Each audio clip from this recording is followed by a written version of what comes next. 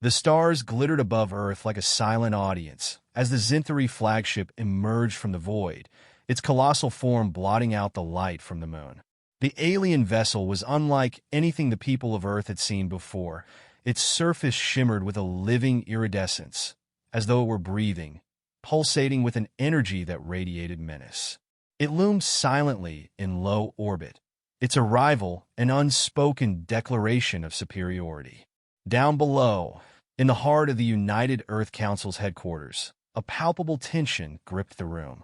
The chamber, circular and starkly modern, was filled with representatives from every nation, all seated around a central holographic display. President Leanne Carter stood at the center, her sharp gaze fixed on the translucent projection of the alien ship. "We've received their transmission," a communications officer announced, his voice strained. "It's on a universal frequency. They want us to respond immediately." "Play it," Leanne said, her tone steady, though her fingers clenched the edge of the podium. The hologram flickered, replaced by the image of the Zinthari emissary.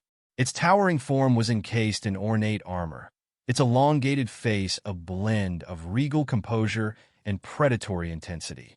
Its eyes, golden and glowing, scanned the room as though it could see the humans watching. When it spoke, its voice resonated like the strike of a gong, deep and commanding. "Humans of Earth," the emissary began, its words perfectly articulated in their language. "I am Vorthal, voice of the Zinthari Dominion. We have observed your kind, and we find you lacking, weak, undeserving of the galaxy you inhabit. In the name of our king, we demand war." The room fell into stunned silence.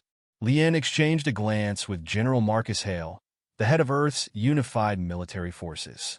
Marcus, a veteran with a commanding presence and a scar that ran across his cheek, leaned forward, his jaw tightening.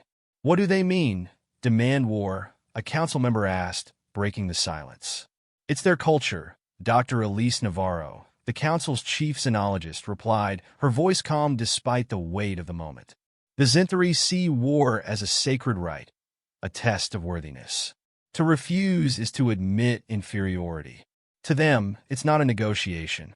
It's a challenge. And if we refuse," Marcus asked, "they'll see it as proof that we're unworthy of existence," Elise said, her expression grim. "They'll attack, and they won't stop until we're annihilated." Leanne straightened, her voice firm as she addressed the room. "We are not a people who seek war. We have fought too many among ourselves to crave it from others. But if they force our hand, we will defend our home." The hologram of Vorthal shimmered again, waiting for their response. Leanne nodded at the communications officer, who transmitted her reply. "Zinthari emissary," Leanne said, her voice carrying the weight of the entire planet. "Earth does not accept your demand for war. We will not lower ourselves to your tests of worthiness. But know this: if you strike us, we will not yield. We will fight, not for your approval, but for our survival. You have been warned." The silence that followed was deafening. Vorthal's golden eyes narrowed, and his lip curled in what might have been disdain.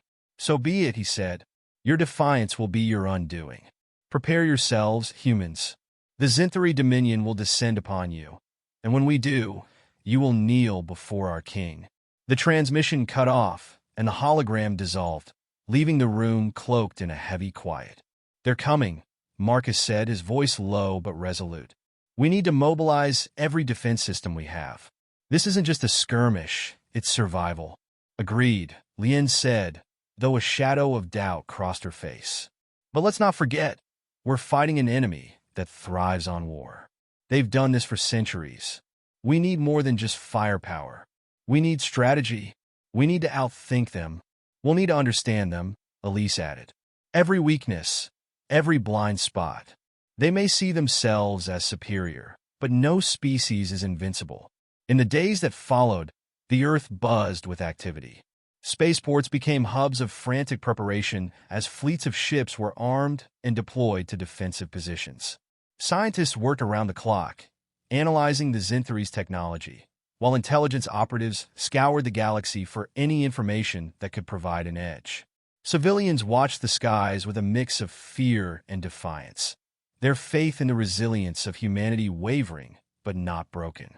Amidst the preparations, a young soldier named Lieutenant Aiden Cross stood on the observation deck of the Orbital Defense Command Station, staring at the Xinthari ship through reinforced glass. His reflection revealed a face both determined and uncertain, his brown eyes flickering with thoughts of the battles to come. "What do you think they're waiting for?" his squad mate, Sergeant Meera Patel, asked as she joined him. "They're testing us," Aiden replied, "seeing how we react. It's like a predator circling its prey, waiting for the perfect moment to strike." "Well, they're about to find out this prey has teeth," Meera said, her tone laced with a confidence that didn't quite reach her eyes. "Big, sharp ones?" Aiden smirked, but said nothing. Deep down, he wondered if humanity's resolve would be enough against an enemy so certain of their superiority. The first strike came without warning. A distant colony on the outskirts of human-occupied space was obliterated in a single, blinding flash. The Xinthari's message was clear. Their war was not just about victory, it was about domination. When news of the attack reached Earth, the mood shifted from apprehension to a grim determination.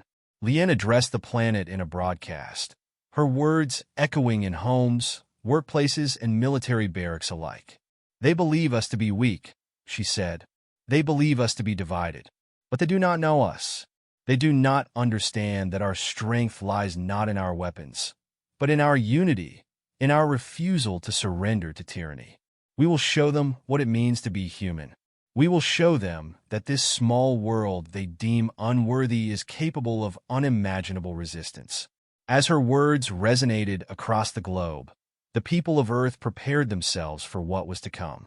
Soldiers like Aiden and Meera steeled their nerves. Engineers and scientists worked tirelessly to fortify humanity's defenses, and leaders like Lien and Marcus strategized with a singular goal: survival. Above them, the Xinthari flagship remained a silent sentinel, its presence a reminder that the war had only just begun. But humanity, underestimated as always, was ready to prove that survival was not just a right, it was a choice, and they were willing to fight for it. The first strike came as a nightmare given form. A human colony on Proxima II, a fledgling settlement nestled under a twin-sun sky, was wiped from existence in a single instant. What once had been a thriving hub of life, a place of laughter, industry, and ambition, became nothing more than a smoldering crater. The Xinthari warship responsible disappeared into the void before the screams of the dying had even reached Earth's relay stations. The footage arrived hours later, transmitted through emergency channels. In the United Earth Council chamber, the silent recording unfolded in horrific detail, buildings crumbling under fiery blasts, panicked colonists fleeing, only to vanish in waves of annihilation. The final frame showed a Xinthari emblem etched into the ashes, a chilling signature left by the aggressors. General Marcus Hale watched the recording, his broad shoulders tense as steel. Beside him, President Lien Carter stood frozen, her fingers gripping the edge of the table, so tightly her knuckles turned white. The room buzzed with murmurs of shock and anger, but it was Marcus who broke the silence. "They've sent their message," he growled. "Now it's our turn to reply." Lien closed her eyes for a moment, breathing deeply before speaking. "This was a calculated move. They didn't attack one of our central hubs. They targeted a colony, a symbol of our expansion, our hope. They want us afraid. Well, they've succeeded," Elise Navarro said from her seat at the council table. Her voice was quiet, measured, but her expression was fierce. "But fear doesn't mean surrender. It means adaptation. We need action," Marcus said, his tone as sharp as a blade. "They've already shown us what they're capable of. We can't wait for another Proxima II. They're baiting us, General," Elise countered. "If we charge in blindly, we'll play straight into their hands." Lien raised a hand, silencing both of them. Her gaze swept the room, taking in the faces of military leaders, scientists, and diplomats. "We won't act recklessly," she said, her voice firm.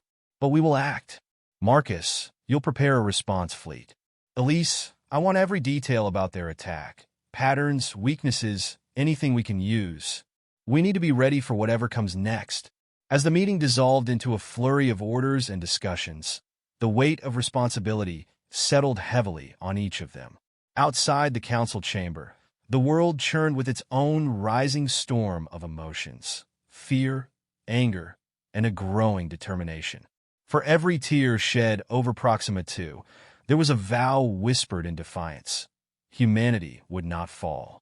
In the Orbital Defense Command Station, Lieutenant Aiden Cross stood with his squad, watching the distant stars through reinforced observation windows. The mood in the room was grim, the silence punctuated only by the occasional hum of nearby machinery. The destruction of Proxima 2 had struck a nerve, and every soldier felt it keenly. They didn't just attack a colony, Aiden said finally, breaking the silence. They attacked us. Every family that had someone out there, every dream that was tied to that place. It's personal now. Sergeant Mira Patel nodded, her expression hard. Damn right it's personal. But they've underestimated us. They think we're fragile because we don't glorify war the way they do. Fragile things don't build empires, said Corporal Jonas Vance, a burly man with a voice like gravel. And we sure as hell didn't come this far, just to roll over for some shiny armored bullies. Aiden's gaze lingered on the stars. Somewhere out there, the Zinthari were preparing their next move, confident in their strength. He felt the familiar knot of doubt in his stomach, but forced it aside. Doubt wouldn't save them. Action would. The next move came sooner than anyone anticipated.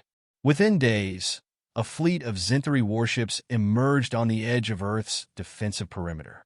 They hung in the darkness, massive and alien, their sleek designs radiating menace. The standoff began, a deadly game of patience and calculation. In the command center, Marcus Hale stood before a tactical display, the glowing holograms casting sharp shadows across his face. His team of strategists and analysts worked feverishly to decode the Zinthari's formation, searching for weaknesses in their seemingly impenetrable line. They're testing us, Marcus muttered, his eyes narrowing. They want to see how we'll react. Leanne Carter joined him, her expression unreadable. And how will we? With precision, Marcus replied. They want a show of brute force, but we'll give them something they're not expecting. His plan unfolded with the cold efficiency of a chess master. A small, agile fleet was dispatched, their goal not to engage directly, but to bait the Zinthari into overextending. The human ships darted through the darkness like wolves, striking quickly and retreating before the Zinthari could fully react. It wasn't about inflicting damage. It was about gathering data, studying their movements, and understanding their patterns. Aiden's squad was part of the operation, their ship, Resolute, tasked with probing the Zinthari flank. As they maneuvered through the void, the tension on the bridge was palpable. Every sensor ping, every distant glimmer of light, was scrutinized with nervous anticipation. Steady, everyone, Aiden said, his voice calm despite the pounding of his heart. This isn't about glory. It's about survival. Stay sharp. The Zinthari responded as predicted, their larger ships shifting position to intercept the human fleet. But as they moved, gaps in their formation became visible, small cracks in their seemingly perfect armor. We've got what we need, Aiden said as the data streams poured in. Time to pull back. The retreat was executed flawlessly, the human ships disappearing into the darkness before the Zinthari could retaliate. Back on Earth, the data was analyzed with relentless focus. Patterns emerged, subtle but exploitable. Weak points in the Zinthari's technology, gaps in their communication protocols, signs of overconfidence in their strategies. For the first time since the war began, humanity had an edge. In the following days, Earth's defenses were reconfigured, weapons recalibrated, and strategies adjusted. The tension remained, but it was no longer laced with despair. Instead, it carried the sharp, electric current of resolve. Humanity was learning, adapting, and preparing to strike back. In the quiet moments before the next phase of the conflict, Aiden stood alone on the observation deck, his gaze once again fixed on the stars. The knot of doubt in his stomach had loosened, replaced by something fiercer. Hope. It wasn't the naive hope of peace or a quick resolution. It was the hardened, unyielding hope of a species that refused to be extinguished. The Zinthri had demanded war, and now they would have it. Not on their terms, but on humanity's. The silence of space was shattered by the roar of engines as Earth's fleet surged forward. It wasn't a grand armada. Humanity didn't have the resources for that. Instead, it was a collection of ships cobbled together from every corner of the planet. Some built for war, others repurposed from industries that had once thrived in peace. They moved with purpose, each vessel bristling with weapons that gleamed in the cold light of distant stars. Aiden Cross sat in the cockpit of the Resolute, his hands gripping the controls with a steadiness that belied the storm raging inside him. Every system hummed in readiness, the faint vibrations coursing through the hull a constant reminder of the power at his command. Yet, as they closed the distance to the Zinthri blockade, the enormity of what lay ahead settled heavily on his shoulders. Eyes sharp, everyone, came General Hale's voice over the comms, steady and unyielding. This is a precision strike. Stick to your sectors, follow your orders, and don't take unnecessary risks. The goal is to disrupt their formation, not to play heroes. The words were meant to reassure, but Aiden could feel the tension in the voices of his squadmates. Mira Patel's breathing was audible over the comms, her usual bravado replaced by a quiet intensity. Jonas Vance muttered something under his breath, likely a prayer or curse, and Aiden couldn't blame him. They were about to face an enemy that thrived on war, whose ships and soldiers had centuries of conquest etched into their bones. As they approached the Zinthri fleet, the alien vessels began to stir. Their formation adjusted with a grace that was both mesmerizing and terrifying. The flagship, a massive construct that seemed to radiate an aura of invincibility, moved to the center of their line, its surface shimmering with energy. Smaller ships spread out like predatory fish, ready to engulf any who dared approach. "Remember the plan," Aiden said, his voice firm as he addressed his team. "With a spearhead. Hit them hard, draw their attention, and fall back when the signal comes. Stick together, and we'll get through this." The Resolute and its squadron broke formation, accelerating toward the Zinthri line. Energy signatures flared across the enemy fleet as weapons powered up, their deadly glow illuminating the void. The first volley came swiftly, bolts of plasma streaking toward the human ships with unerring precision. "Evasive maneuvers," Mira shouted, her voice sharp. Aiden pulled hard on the controls, the Resolute banking sharply to avoid the incoming fire. The ship shuddered as a near miss sent a ripple of energy skimming across its shields. Around them, other vessels performed similar maneuvers, their coordinated movements a testament to hours of grueling drills. "Target locked," Jonas called out, his hands flying over the weapon controls. "Fire," Aiden ordered. The Resolute's cannons roared to life, sending a barrage of projectiles toward the nearest Zinthri ship. The enemy vessel shields flared as it absorbed the impact, but the attack had the desired effect. The Zinthri formation shifted, their ships moving to engage the human squadron. "Keep them on us," Aiden said, pushing the Resolute into a steep climb. "We're buying time for the others." Time was what humanity needed. Time for the second wave to execute their flanking maneuver. Time for the strike teams to disable the Zinthri flagship's defenses. Time to prove that they were not the weak, disorganized prey the enemy believed them to be. On board the flagship, Vorthal watched the battle unfold with a mixture of disdain and curiosity. The humans were resourceful, he admitted, their tactics clever in their simplicity. But cleverness was not enough to overcome the might of the Zinthri dominion. "Pathetic," he muttered, his golden eyes narrowing as he observed the human ships darting and weaving like insects. "They delay the inevitable." Yet, even as he spoke, a flicker of doubt crossed his mind. The humans were not reacting as expected. They were not retreating in panic or throwing themselves into reckless charges. Their movements were deliberate, calculated. It was almost as if they had studied the Dominion's tactics and adapted to counter them. "Prepare the secondary batteries," Vorthal ordered, his tone sharp. "We will crush this resistance swiftly." Back aboard the Resolute, Aiden's focus was absolute. The Zinthri ships pressed closer, their weapons relentless. Every maneuver was a gamble, every decision made in the space of a heartbeat. Yet, Despite the chaos, he felt a strange clarity. This was what he had trained for, this moment, this fight. "We got a breach!" Mira shouted. "Portside shields are failing." "Reinforce with auxiliary power," Aiden replied, his hands a blur on the controls. "We're not done yet." A new voice crackled over the comms. It was General Hale. "Signal received. Fall back to Rally Point Alpha." "Repeat, fall back." "Roger that," Aiden said, relief mingling with the adrenaline coursing through him. "You heard the general. Let's move." The squadron disengaged, their engines flaring as they broke away from the Zinthari line. The enemy ships hesitated, their formation momentarily disrupted. It was a small victory, but it was enough. As they regrouped at the designated point, Aiden's gaze flickered to the tactical display. The second wave was already moving into position, their approach masked by the chaos his team had created. It was a gamble, but one that could tip the scales in humanity's favor. "You think they'll pull it off?" Mira asked, her voice quieter now, almost vulnerable. "They have to," Aiden replied, though he knew it was a half-truth. Success wasn't guaranteed, but hope was a weapon in its own right. In the distance, the first flashes of the second wave's attack lit up the void, a brilliant explosion of defiance against the encroaching darkness. Aiden watched, his heart pounding. The battle was far from over, but for the first time, it felt like they had a chance. And for humanity, a chance was all they needed.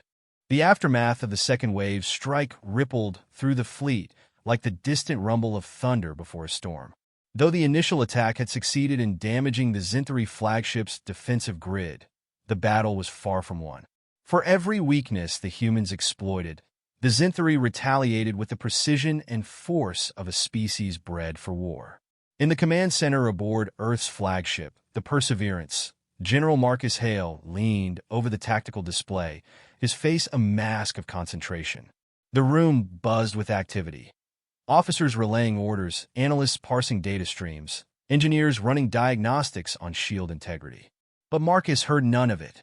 His attention was locked on the glowing map of the battlefield, where human and Zinthari forces clashed in an intricate dance of fire and steel. "They're adapting faster than we anticipated," Elise Navarro said, stepping up beside him. Her tone was measured, but there was an edge of worry in her voice. "Their formations are tightening, and they've already patched some of the gaps we identified." Marcus didn't look at her, his eyes fixed on the pulsing icon of the Zinthari flagship. "That just means we're making them sweat," he said, his voice low and gravelly. "But it's not enough. We need to hit them where it hurts." Elise frowned, crossing her arms. "You're thinking about the flagship?" "It's the heart of their fleet," Marcus said.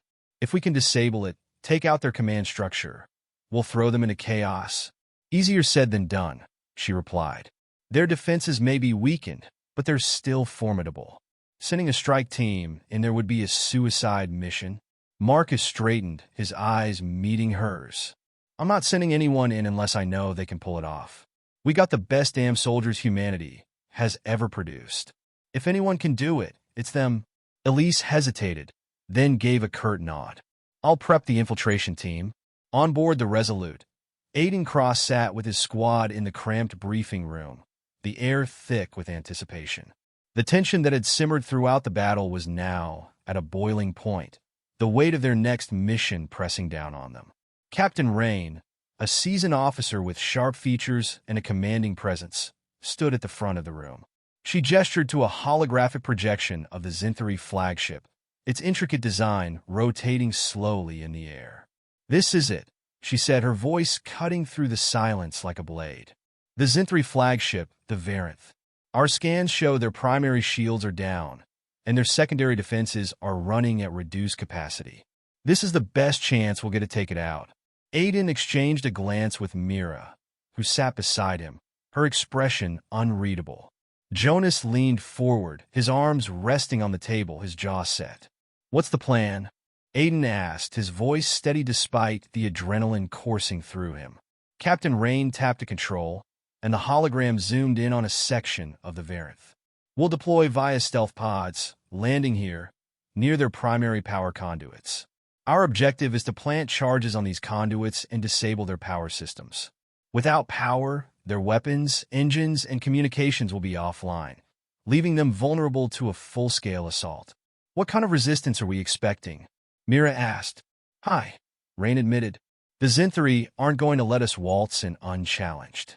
You'll encounter heavy opposition, both automated defenses and ground troops. But if we succeed, it could turn the tide of this war." Aiden nodded, his mind racing through the details of the plan. It was dangerous, there was no denying that. But it was also necessary. If humanity was to have any hope of surviving, sacrifices had to be made. The launch was swift and silent. The Resolute maneuvered into position, its stealth pods loaded and ready. Aiden sat in the cramped confines of his pod, his helmet in place, his rifle secured to his chest.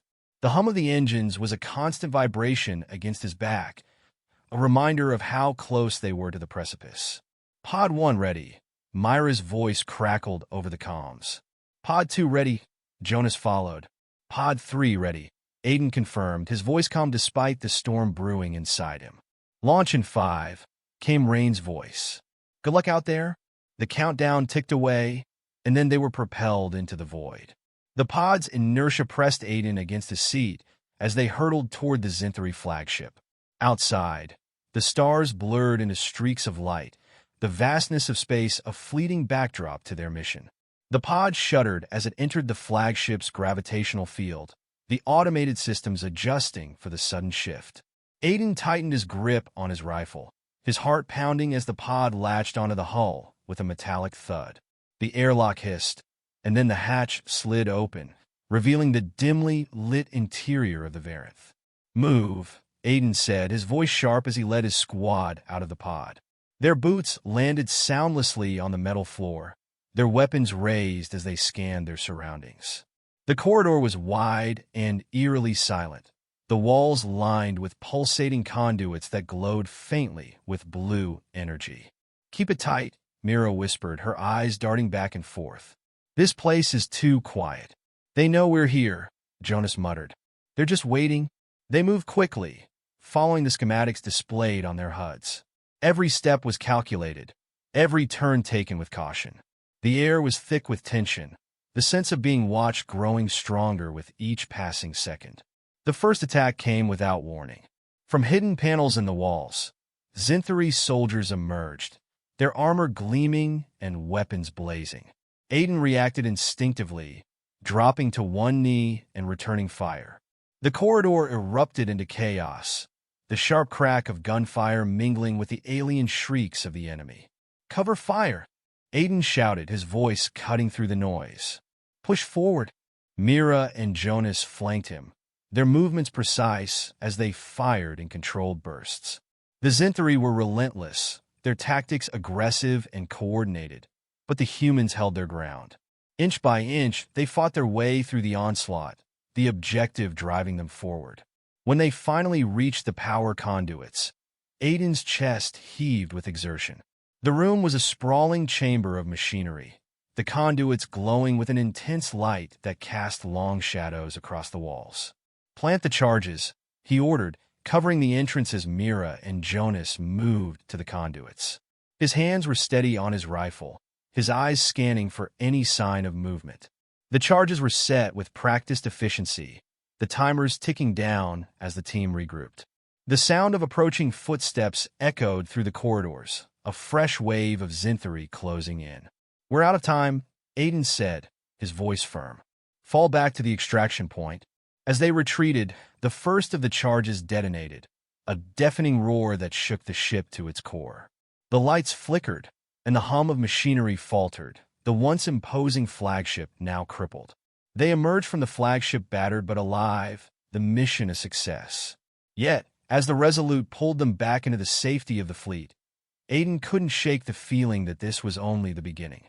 The Zinthari would retaliate, and when they did, humanity would have to be ready. The echoes of the explosion still rang in Aiden's ears as the Resolute streaked away from the crippled Zinthari flagship.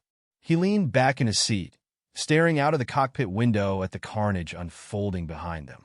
The once mighty Varanth listed in the void, arcs of energy crackling across its surface as secondary explosions ripped through its hull.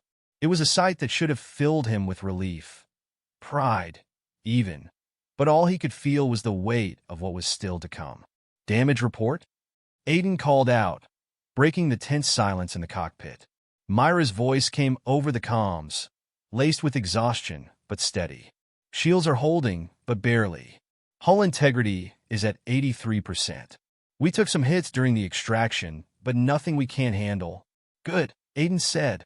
Jonas, how's the weapon systems? Functional, but running low on reserves, Jonas replied. If we have to fight our way back, it's going to get messy. Aiden nodded, though they couldn't see him. Let's hope it doesn't come to that. In the distance, the rest of Earth's fleet was regrouping, the smaller vessels moving to form a protective barrier around the larger cruisers. The second wave had done its job, capitalizing on the chaos created by the infiltration team's success. Zinthari's ships, once an impenetrable wall of precision and dominance, now floundered in disarray.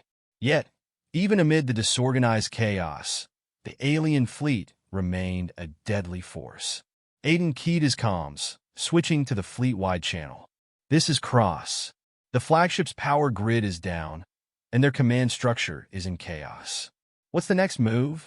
General Hale's voice came through, grim but resolute. Excellent work, Cross.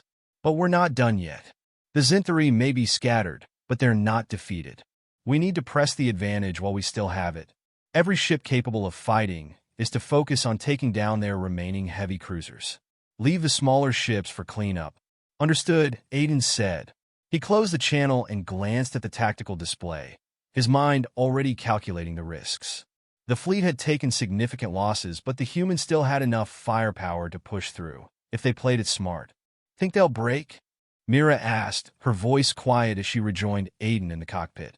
They'll fight to the last ship, Aiden said, his tone grim. The Zinthari don't know the meaning of surrender. Mira gave a bitter laugh, her eyes fixed on the distant battle. Neither do we. Aboard the crippled Varanth, Vorthal paced the ruined command deck, his golden eyes blazing with fury. The humans had done what no other species had managed in centuries. They had wounded the Dominion.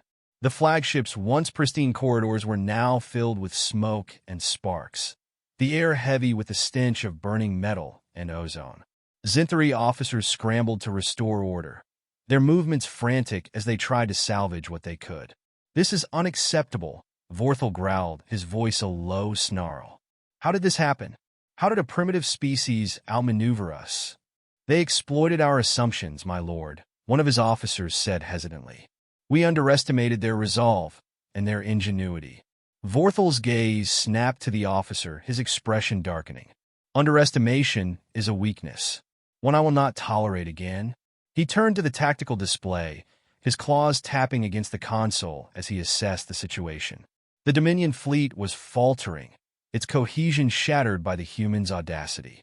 Yet, even in their disarray, the Zinthari still had the advantage in numbers and firepower. Send word to the remaining cruisers, Vorthal commanded. Regroup and focus all fire on their flagship.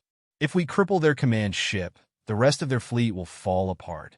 But, my lord, another officer interjected, the humans have proven unpredictable. Should we not anticipate a counter? Vorthal silenced him with a glare. No more hesitation. No more miscalculations. The humans have had their moment. Now, they will witness the full might of the Dominion. As the Zinthari forces began to regroup, the tide of the battle shifted once again.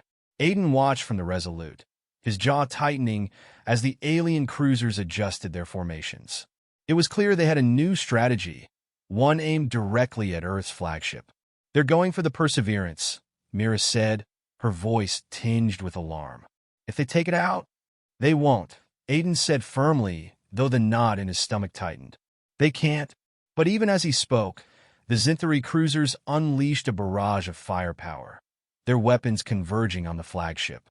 The Perseverance's shields flared brightly, absorbing the impact, but it was clear they wouldn't hold for long. Aiden made a decision. Jonas, Mira, prep the weapons. We're diving in? What? Mira exclaimed. You can't be serious. The Perseverance has its own escort. If we go in, we'll be torn apart. They're overwhelmed, Aiden said, his voice resolute. We have to buy them time to recover. It's either that or we watch them go down. Jonas didn't hesitate. Weapons hot and ready, he said. Let's give them hell. The Resolute accelerated toward the heart of the battle, its engines burning bright. Aiden pushed the ship to its limits, weaving through enemy fire with the precision of a surgeon. The Zinthari cruisers loomed ahead, their massive forms dwarfing the human vessel, but Aiden didn't flinch. Target the lead cruiser, he ordered. Aim for their weapons array. The Resolute's cannons roared to life, unleashing a volley of projectiles that struck the enemy ship with devastating force. The cruiser's shields flickered and failed, its weapons sputtering as the attack found its mark. Aiden didn't stop, guiding the Resolute in a tight arc to avoid the retaliatory fire. The maneuver bought the Perseverance a precious reprieve. Its escorts rallied, moving to shield the flagship as its systems recovered. But the Zinthari were relentless, their remaining cruisers closing in for the kill. Aiden's comms crackled to life, General Hale's voice cutting through the noise. Cross, fall back. You've done enough. With respect, sir, Aiden interrupted. We're not done until that flagship's safe. Hale hesitated, then relented. Understood. Just don't get yourself killed. Aiden gritted his teeth, pushing the Resolute into another dive. The battle raged around them, a cacophony of explosions and energy bursts that lit up the void. Every second felt like an eternity, the line between survival and annihilation razor-thin. Finally, after what felt like a lifetime, the tide began to turn. The Zinthari cruisers faltered, their cohesion breaking as the combined might of the human fleet bore down on them. One by one, the enemy ships fell, their hulking forms consumed by fire and debris. When the last cruiser was destroyed, a silence fell over the battlefield, broken only by the crackle of dying comms and the distant hum of engines. Aiden let out a breath he hadn't realized he'd been holding, his hands trembling on the controls. We did it, Mira said softly, her voice filled with disbelief. We actually did it? For now, Aiden replied, his gaze fixed on the remains of the Zinthari fleet. But this isn't over. Not yet. And as the Resolute returned to the safety of the fleet, Aiden couldn't shake the feeling that the real battle was still ahead. The Resolute docked with the fleet's mobile command carrier, the Vanguard, under a canopy of battered human ships and glowing debris. The survivors of the assault on the Zinthari flagship stepped out onto the deck, their faces shadowed with exhaustion and the weight of what they'd just endured. The air was thick with the acrid tang of coolant and burning metal. But for once, the silence of space wasn't haunted by gunfire. Aiden Cross led his team through the dimly lit corridors, his boots striking the floor with a measured cadence. He felt every bruise, every strain in his body from the battle, but he refused to show it. They had survived, and more importantly, they had won, at least for now. Mira walked beside him, her helmet tucked under her arm, her expression unreadable. Jonas trailed a step behind, his gaze scanning their surroundings out of habit, despite the temporary calm. The command center was a controlled storm of activity. Officers scrambled between stations, updating tactical readouts and coordinating damage control across the fleet. General Marcus Hale stood at the center of it all, his imposing figure radiating both authority and exhaustion. His sharp eyes locked onto Aiden the moment he entered. Cross, Hale said, his voice gruff but steady. I'd say you've earned your pay, but we both know none of us are getting a vacation after this. Aiden allowed himself a faint smile, though his shoulders remained tense. Just doing my job, sir. Hale nodded, motioning for Aiden and his team to follow him to a quieter corner of the room. The general's presence alone was enough to carve a path through the bustling chaos. When they reached a holodeck displaying a live feed of the battlefield, Hale turned to face them. You've dealt a serious blow to the Zinthari, Hale began. Taking out their flagship has left their fleet fractured, and their forces are retreating into deeper space. But let's be clear, this isn't victory. This is a pause. Mira frowned. A pause? After everything we just threw at them? Hale's gaze hardened. The Zinthari don't think like we do.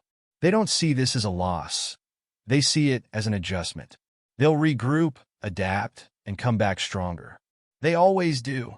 Aiden exchanged a glance with Mira and Jonas, the weight of Hale's words settling over them like a heavy shroud. The scars of the day's battle were fresh, yet they were already being asked to prepare for the next. So what's the plan? Jonas asked. We can't keep fighting them ship for ship. We'll run out of resources before they do. Hale leaned over the holotable, his hands gripping the edge. We need a decisive end. A strike so catastrophic that they have no choice but to yield or face annihilation. Aiden felt a chill run through him. And you think they'll yield? I think we have no other option, Hale replied, his tone unyielding. Their king, Vorthal. He's the linchpin of their entire war effort. He's not just their leader. He's their symbol. If we take him out, we don't just cripple their fleet, we shatter their morale. Mira crossed her arms. You're talking about assassinating the ruler of an empire. I'm talking about survival, Hale shot back. This war isn't about territory or politics anymore. It's about ensuring that humanity has a future. The room fell silent, the weight of Hale's words settling heavily over the team. Aiden stared at the holographic projection of Vorthal's face, a visage of power and calculated malice. The idea of facing him, of dragging the Zinthari king from his throne, seemed impossible. And yet, Aiden knew they didn't have the luxury of doubt. How do we get to him? Aiden asked, his voice steady despite the storm raging inside him. Hale's gaze met his unflinching. Intelligence reports indicate that Vorthal is retreating to one of their fortress worlds. It's heavily fortified, but we've identified vulnerabilities. We'll need a strike team to infiltrate, bypass their defenses, and bring him out, alive. Alive? Mira asked, her brows raising. You're planning to parade him through the streets? Hale didn't blink. We need the galaxy to see their king defeated. To see that even the Zinthari are not invincible. It's the only way to break their grip on the systems they've conquered. Jonas let out a low whistle. That's one hell of a gamble. It's the only gamble we have left, Hale said. He straightened, his gaze sweeping over the team.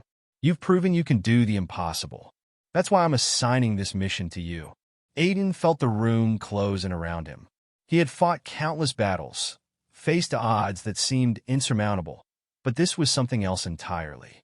To infiltrate the heart of the Zinthari Dominion and capture their king, alive, was a task that bordered on madness. But he knew Hale was right.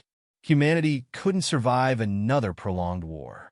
They needed a victory so decisive, so undeniable, that even the Zinthari would be forced to reconsider their conquest.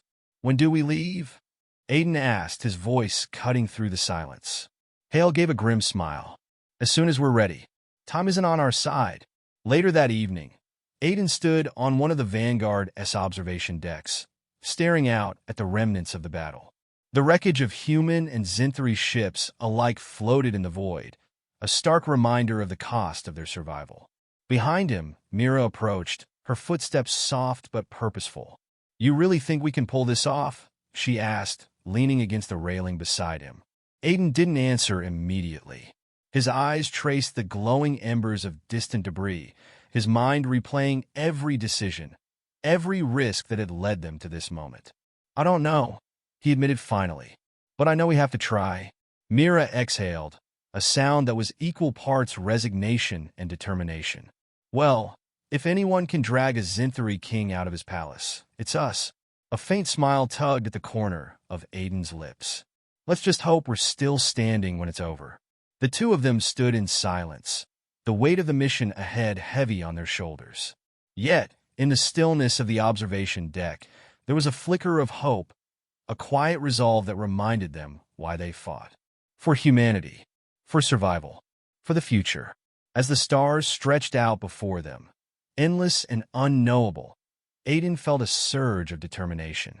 The war wasn't over, but they had a chance, a slim, desperate chance, to end it. And for that, he would give everything he had.